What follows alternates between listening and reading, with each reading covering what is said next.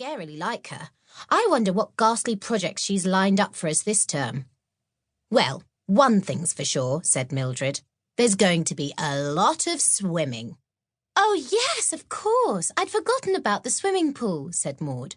Do you think they've actually built it yet? I don't know, said Mildred, but I had a crash course of swimming lessons during the halls, just in case. I didn't know you could swim, said Maud.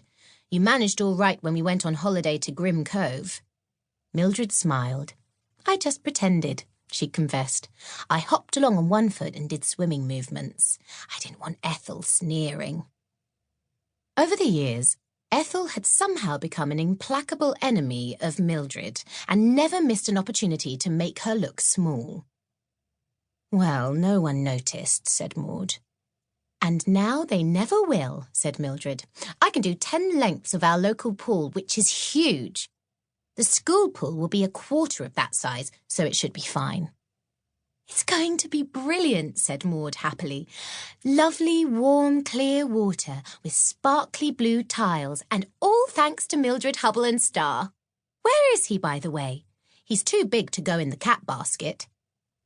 He's hiding in between the luggage, said Mildred. I don't think he's feeling too well. He was fine when we started out. I probably shouldn't have given him any breakfast. Chapter 2.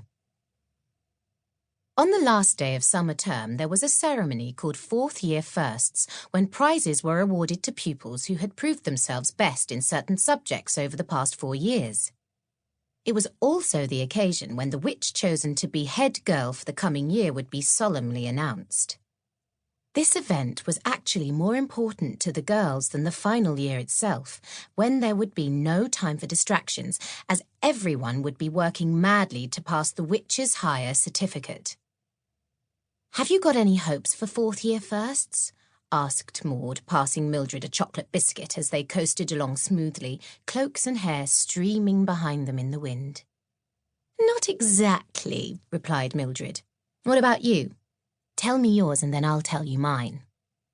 Well, said Maud, I'm sort of average at everything, but there is a first prize for team spirit, so I'm going to work on that one. You know, being extra helpful and so on. What about you? If I tell you what I'd like to get, confided Mildred, smiling shyly at her friend, you have to promise not to laugh. Cross my heart, promised Maud. Okay then, said Mildred. It isn't exactly a first prize, more of an honour, but it would be the only first prize that I would want. Go on, urged Maud, intrigued. Tell me. Oh, you mustn't laugh, Mildred reminded her. My word is my bond, said Maud, looking at Mildred with a very serious face. Right, announced Mildred. I'd like to be chosen as head girl for next year.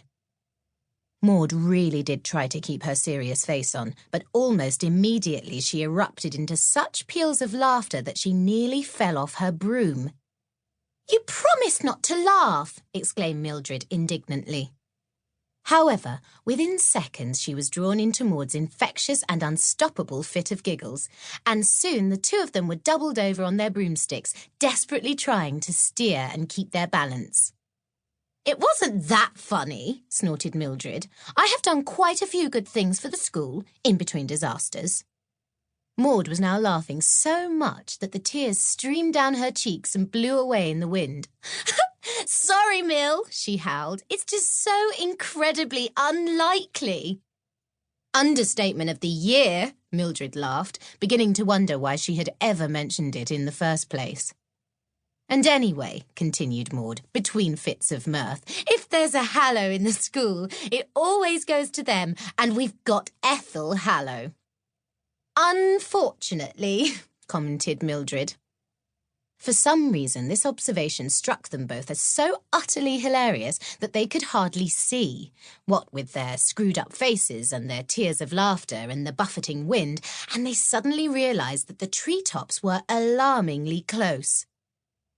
Come on, Mill, said Maud, trying hard to calm down.